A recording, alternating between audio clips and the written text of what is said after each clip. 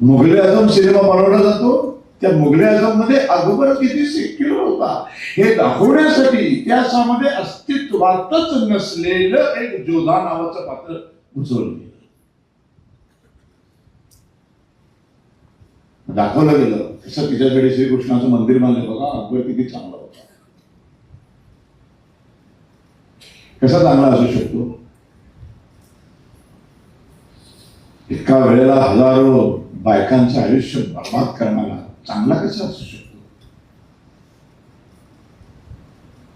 असे 1,00,000 खराब एकत्र केले तर एक अकबर होईल, 1,00,000 खराब एकत्र केले तर एक अकबर होईल.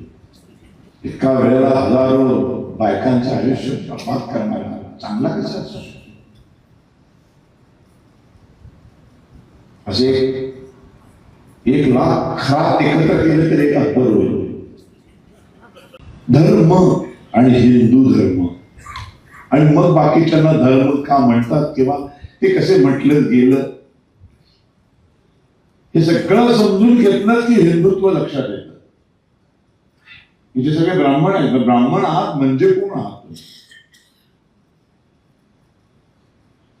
जन्माचा ब्राह्मणत्वाशी काही संबंध नाही, जन्माचा क्षत्रियाशी काही संबंध नाही. आणि याचं सगळ्यात उत्तम उदाहरण म्हणजे पेशवा. 106 वर्ष भट नावाच्या आडनावाच्या लोकांनी पंतप्रधान पद गाजवलं. फक्त जन्माला ते चित्पावून घरामध्ये आले. बाजीराव पेशवा, दुसरा बाजीराव पेशवा, माधवराव पेशवा, नानासाहेब पेशवे, सगळे पेशवे. केवळ जन्मापुरते ते ब्राह्मण होते, संपूर्ण आयुष्य क्षत्रिय धर्माचं पालन केलं.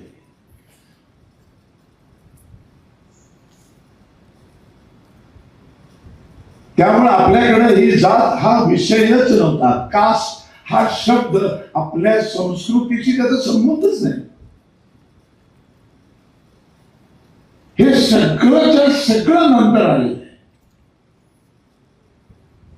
ह्याची थोडीफार सुरुवात मुस्लिम आक्रमणानंतर झाली आणि ह्याला सगळ्याला ह्या घाणेरड्या जातीचं लेबल चिकटवण्याचं काम ब्रिटिशांनी केलं.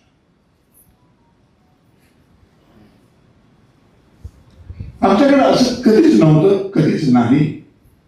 ते वैभव जर परत आणायचं असेल तर भारताचा हा दैदिप्यमान इतिहास आपल्याला वाचावा लागेल. आता काँग्रेसने तो हिंदू काढून टाकला आणि जैन वेगळा धर्म आयडेंटिटी दिली, हिंदू काढून टाकला बौद्ध आयडेंटिटी दिली, हिंदू काढून टाकला शीख आयडेंटिटी दिली आणि हिंदूंची पण ही जी वज्रमुठ आहे ही फोडण्याचा प्रयत्न केला. सगळी तुमची ताकद संपली पाहिजे. सगळे वेगवेगळे पंथ निर्माण झाले, त्याचा वेगवेगळे धर्मच बनवून टाकले आणि ते विष असं पेरलं गेलं की आता काही शीख हे आम्ही हिंदू नाही असं म्हणेपर्यंत मजल गेली. काही जैन, एक जैन गृहस्थ आहेत ते भांडले माझ्याशी. मी असं व्याख्यानामध्ये जैन हा हिंदू धर्माचाच एक भाग आहे, एक पोट शाखा आहे असं म्हटल्यानंतर त्यांनी मला इतकं भांडले ते माझ्याशी. मी शेवटी म्हटलं बरं बाबा तुम्ही वेगळे आहात, ओके.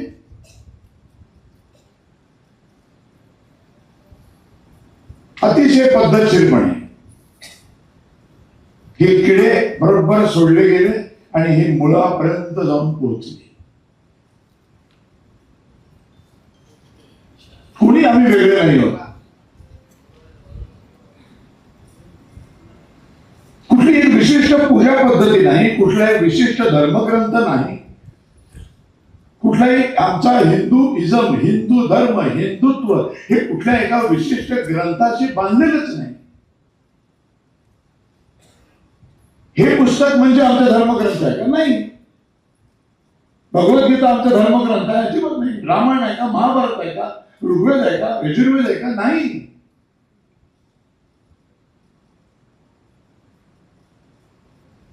आमचा धर्मग्रंथ जर कुठला असेल तो एकच, एका वाक्यात, हे विश्वची माझे,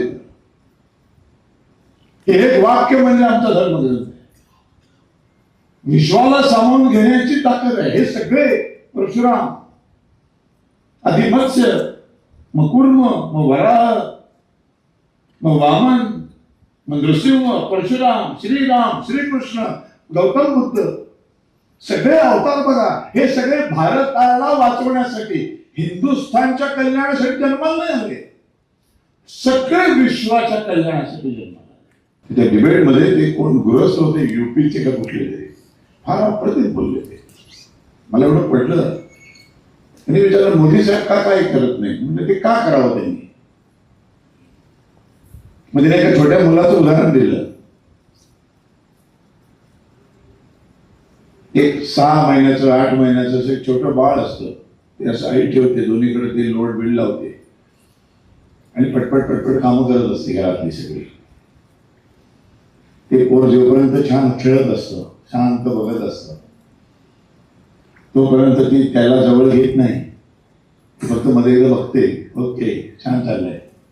ती पटपट पटपट पोळ्या लाटते, भाजी करते, सगळं कामं जेवढी घरातली असतात ती सगळी ती करतच असते. ज्या क्षणी ते रडायला लागतं, ते आईचा आक्रोश करत, आणि ते फक्त आईसाठी आक्रोश. लहान बाळ असतं ना, ते आणि कुणालाही हात मारत नाही, त्याला फक्त त्याची आई हवी असते. त्याला जरी बोलता येत नसलं तरी त्याच्या रडणं एकाच व्यक्तीपर्यंत पोचतं, ती असते त्याची आई. आणि जेव्हा ते रडायला लागलं की ती अर्धवट भाकरी सुद्धा तसेच ठेवते, गॅस बंद करते, कपडे धुत असेल तर ते तसेच ठेवते, नळ बंद करते, धावत येते आणि पोराला छातीशी धरते आणि त्याला दूध पाजायला सुरुवात करते. तो म्हणाला हिंदू रस्त्यावर उतरून आक्रोशच करत नाही, तर नरेंद्र मोदींनी का जवळ घ्यायचं. सेक्युलर देश म्हणतात, सर्व धर्म समभाव म्हणतात, इथे धर्माच्या नावावर वेगळं काही मिळत नाही असं म्हणतात. मग फक्त मंदिरांवरतीच सरकारचा कंट्रोल काय इतकी वर्ष स्वतंत्र भारतामध्ये. सगळ्या आपल्या मंदिरांमधलाच पैसा सरकारी तिजोरीत का जातो, का मशिदीमधला जात नाही, का चर्च मधला जात नाही. म्हणजे चर्च मधला सगळा पैसा फक्त ख्रिश्चन धर्माच्या विकासासाठी खर्च केला जातो, सगळ्या मशिदी आणि मदरशांमधला सगळा पैसा फक्त मुसलमानांसाठी खर्च केला जातो. फक्त त्यांच्यावर गव्हर्नमेंटचा कंट्रोल नाही. फक्त हिंदू धर्मातल्या 4 लाख मंदिरांमधला सगळाच्या सगळा पैसा गव्हर्नमेंटच्या हातात जातो आणि त्या पैशातून मुसलमानांचंही कल्याण केलं जातं, ख्रिश्चनांचंही कल्याण केलं जातं. कधीतरी हिंदू समाज एकतर मुसलमान म्हणजे मशिदी, मदरसे, ख्रिश्चन कम्युनिटीची सगळी चर्चेस ही सरकारच्या ताब्यात घ्या, तिथल्या सगळ्या देणग्या सरकारच्या तिजोरीत येऊ दे. नसेल करणार तुम्ही, त्या मतपेट्या तुम्हाला जर राबवायच्या असतील, त्या मतपेट्यांना चुचकारायचं असेल तर मग आम्हाला हिंदूंच्या देवळावरचा सरकारी प्रतिबंध काढायला पाहिजे. असे का 80% हिंदू कधी उतरत नाही रस्त्यावर. इतकी ब्राह्मणांची कत्तल केली टिपू सुलतानने.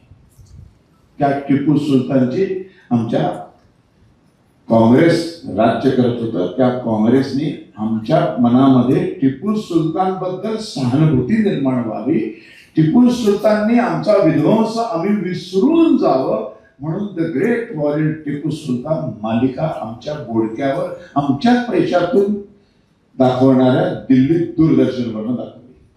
आम्हाला टिपू सुलतान मोठा वाटायला लागला. पण अवघ्या वयाच्या 20व्या वर्षी एक मुलगा पंतप्रधान होतोय हिंदुस्थानचा, आणि छत्रपती शिवाजी महाराजांचं स्वराज्याचं स्वप्न जे त्यांनी पाहिलं, त्या स्वराज्याचं साम्राज्य फक्त 20 वर्षात करतो.